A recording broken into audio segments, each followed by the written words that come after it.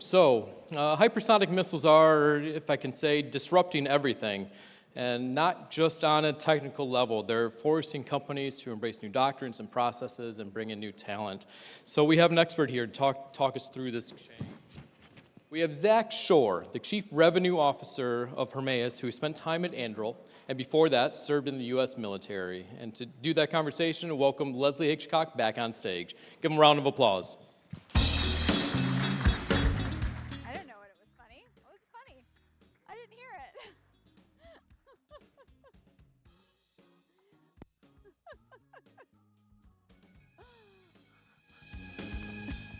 All right, so Zach, when you and I had our very first prep call, I knew that I wanted to do this panel. And very excited about hopefully the energy that you'll bring to this and also to really help educate our audience over the next 20 minutes about hypersonic technology. So one of the toughest challenges in aerospace to solve. And what we are going to talk about is how fast or slowly defense systems adapt to your solutions. So, why hypersonics and why now? Yeah, great question, and thank you for having me.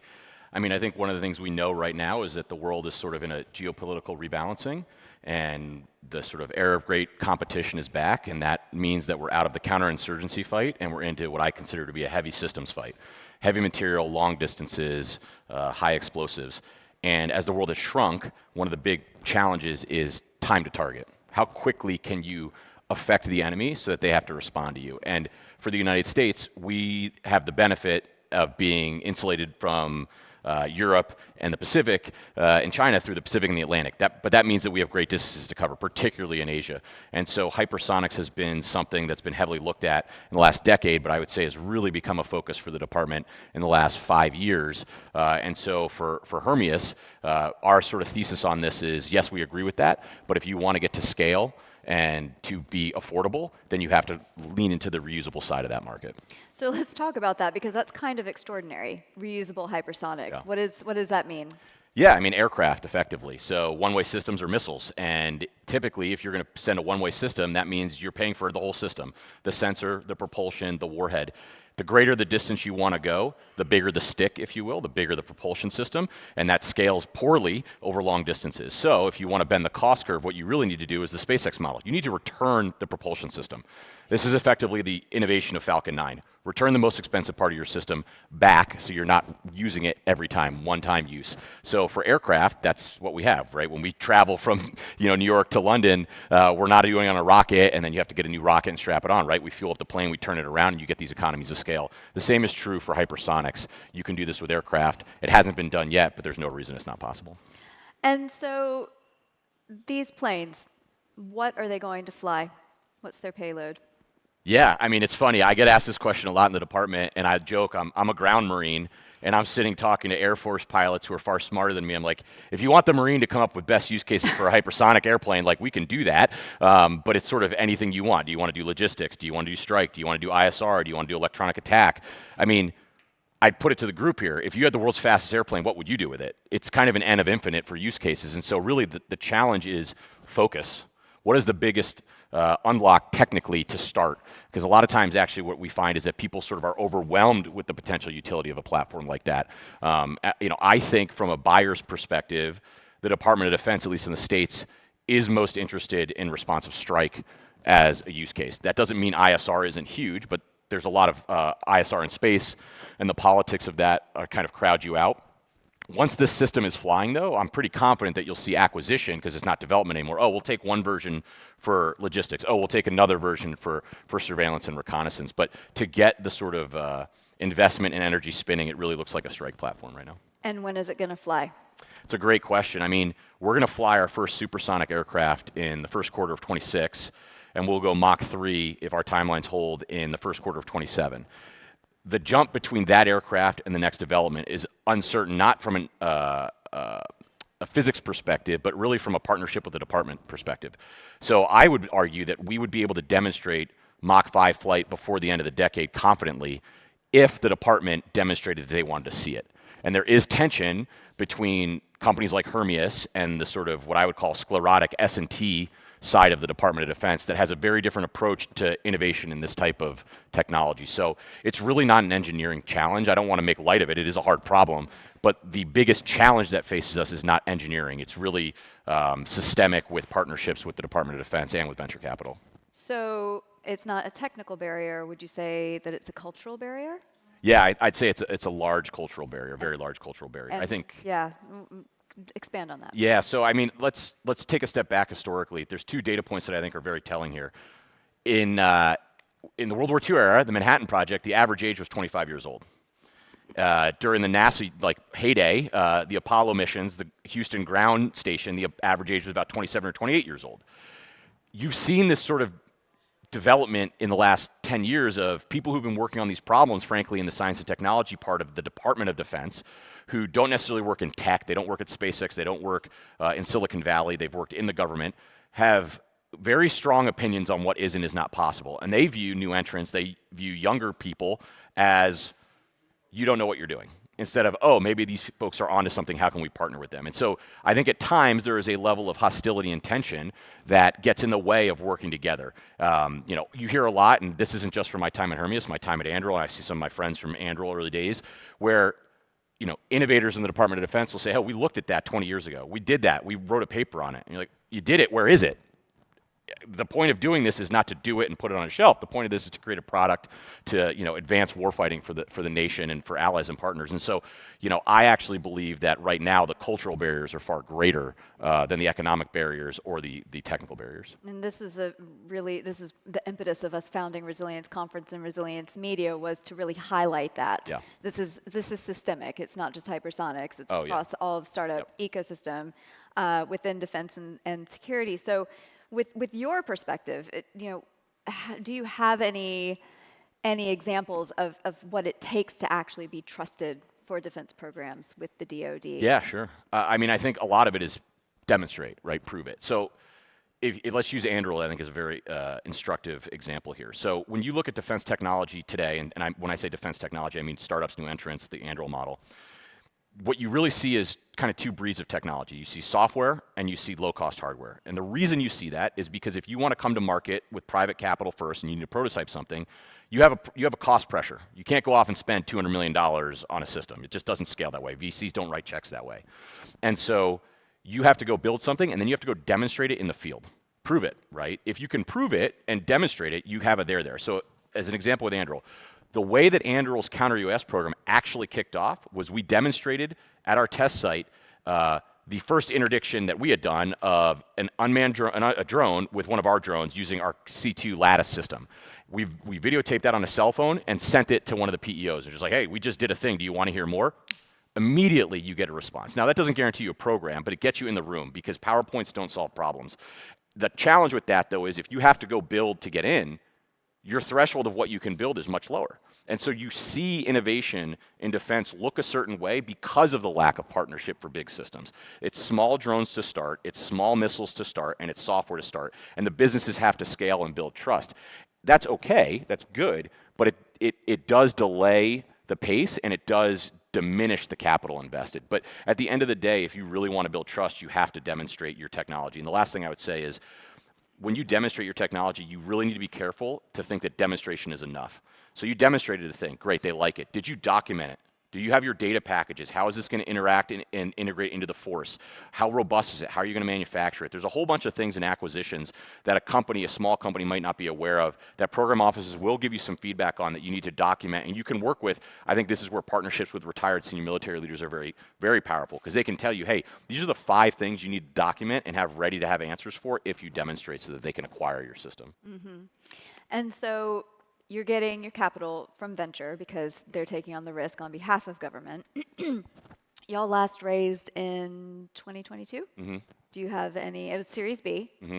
and you have pretty impressive backers. You have Mm-hmm. Sam Altman, Mm-hmm. Founders Fund. Yep. What are your plans for your next raise? Yeah, we're working on it. We've got some very excited partners, and hopefully we'll have something to announce in the next month or so.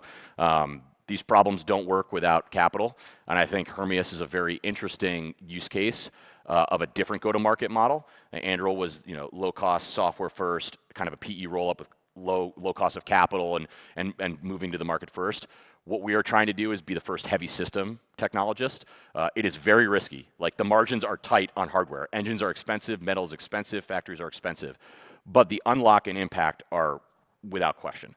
And so, yeah, we're really excited to continue that partnership and hopefully see some great outcomes in 2026. Can you talk about, you talked to me about when when you have this venture funding, then when you go to the DoD, you can almost say, look, you've kind of got free money to get a program off the ground. Talk a little bit about your perspective on that. Yeah, so another Anduril sort of lesson learned, and I think the Anduril founders partially took this from Palantir, which is the Department of Defense needs to think about venture capital money as free money, right? So one of the things I talk about is DoD is not a market. It's not. It's fully constrained. It is not, rising tide lifts all boats. Politics limit what that number will be. And if that number is flat, you're effectively negative to inflation. Venture capital adds to that pool. And so typically the ratio is anywhere from 3 to 5 venture capital dollars to $1 from the department. And so if you get a contract from the DoD and that contract is for $1, you can expect that I can now go and raise $3 to $5 against that. And right now, the market remains pretty hot in spite of the fact that there's been really limited outcomes for some of the VCs, but there's a strong thesis on the market. And so, I'm actually starting to see personally for the first time in a good way, really senior leaders in senior decision-making positions actively think strategically about that to say, hey, if I give a contract to insert startup's name, I can potentially get a 5-to-1 leverage on my dollar versus going with a standard incumbent where I have to fully fund the whole thing and the cost is going to be higher. And so looking at that venture capital pool as an additive fund for a program office or a general officer is a really powerful way to unlock capability and to accelerate timelines, especially when we're in a budget constrained environment. And so how is that translating to other parts of government that may be doing this type of testing and wanting to build their own hypersonic jet? It's conflicting. I mean, I think what you've seen in like some of the lower cost systems and software is new entrants are starting to really win. Like we're all seeing the Palantir contract awards. You're seeing a lot of Anduril contract awards. You're seeing it for low cost munitions. You're seeing it for software.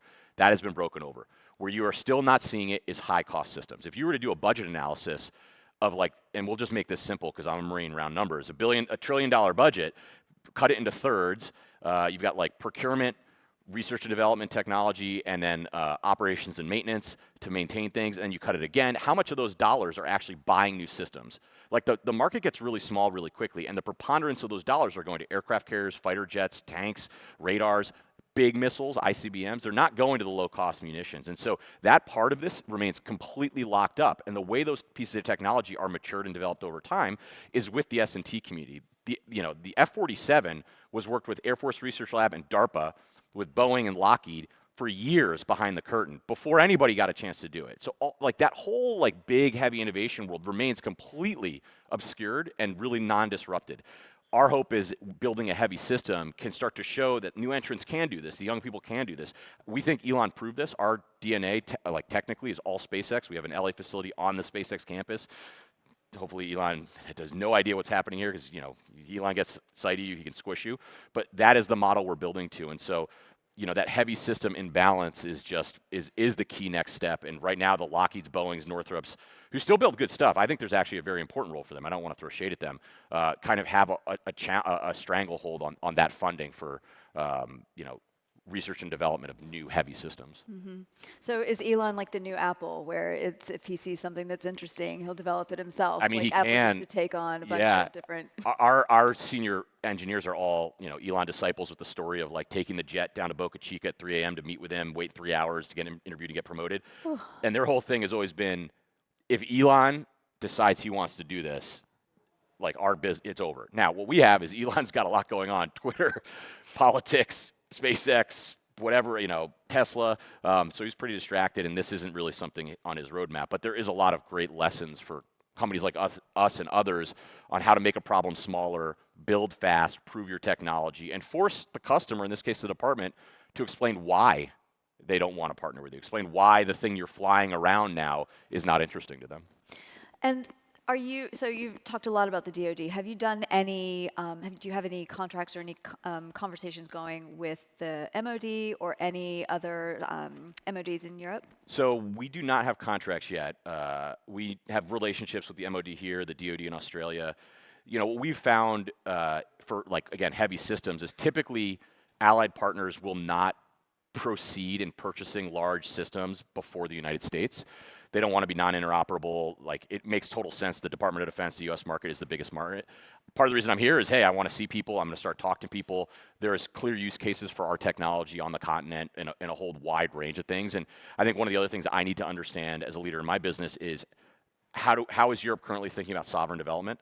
We're bringing a technology. It is sort of ideated and prototyped in the United States. We don't, we're fine to manufacture and produce on continent here, in Japan, in Europe. What would that kind of partnership look like? And I think for us, 26 and 27 would be hopefully the beginning of those relationships in a larger format. And so looking forward to 26, 27, big years and beyond, what would you say is one principle for how defense MODs and customers should adopt frontier tech faster? Oh man, this is where it's like put an R rating on the on the board here. Yeah, I mean, I think it just has to be very meritocratic. There's so much complaining again in the DoD. I'll speak to where my expertise is. There's so much complaining about the status quo and the poor performance, and yet we just keep making the same decisions. We keep cutting checks to the same people who we also lament have not produced and have burned through tons of dollars. So at some point, you have to actually ask, where is that capability? The other thing I would say, which is probably an easier digestion than fully looking in the mirror, is hedge. Hedge. We see this in industries all the time. You see it in finance, like the most classic thing in finance. You see it in bio with drug discovery. Hedge your bets, right? If you're going to bet $1 billion to the left, bet $10 million to the right. And that does not happen at all in the Department of Defense. And interestingly, for those of you who are aware of DIU in the United States, the idea of the hedge strategy was an idea that came out of that from Mike Brown. And when it came out, I remember talking to him to ask him exactly what he meant by that. And he agreed. He's like, that was the premise, was hedge some of the internal bets in DoD. If the Office of Naval Research or the Air Force Research Lab are going to build an unmanned submarine or an unmanned aircraft, DIU should seed a couple opportunities for just some straight commercial players to compete against Northrop Grumman and Electric Boat. What happened, interestingly, was in the last administration, the replicator program and the kickoff of the Ukraine war sort of swamped that, and all the funds got taken and reappropriated to a different approach. And so this idea of hedging, one bet to the right against 10 bets to the left, fell by the wayside. And I think it's a really easy way to give top cover, because at the end of the day, these are political organizations. DoD is the world's biggest bureaucracy by headcount. So they're making political decisions whether we like it or not. We'd love them to make just the right decision for the right reasons, but that's not how these worlds work. So if you can give them an example that gives them top cover and allows them to fight that narrative on your behalf with data and an outcome, that is the only way that you're going to see a change. And so I think hedging, 1 to the right against 10 to the left is the easiest way to do that. And there's money to do it because you don't have to fully fund it. Like we said, it's 3 or 5 to 1 if you take that one bet on the right side of the field. And just touching on the DoD in our last minutes and the government, we're approaching an American government shutdown again. Yeah. What is it like to operate in that instability? Does it affect Hermeus's business, or are you relatively insulated because of the? No, it affects everybody's business. It's not fun. This is when I lament defense tech and to have a drink. It's just a fourth dimension of chaos. But I think what is nice in this scenario is that the one big beautiful bill, the reconciliation bill that Trump passed, had well over $100 billion for defense. So there is dollars to be obligated and executed even during the shutdown. Now, having said that, there are going to be people, contracting officers and the like, who are not going to be allowed to touch their computer. And so maybe you have a contract that has funds, but the contracting officer is not allowed to work. And so these are some of the things of the way a government shutdown hits you. So it's going to affect everybody. You just kind of have to buckle down. You can't control what you can't control. And so there's also a whole other talk here of how do you build a go-to-market strategy to incorporate that risk and manage sort of overlapping layers of revenue against budget cycles and things like that. So we're pretty well insulated, but if the next time you see me I have no hair, you know why. But hopefully you'll have a Series C. Yes, hopefully. All right. Thank you, Zach. Thank you.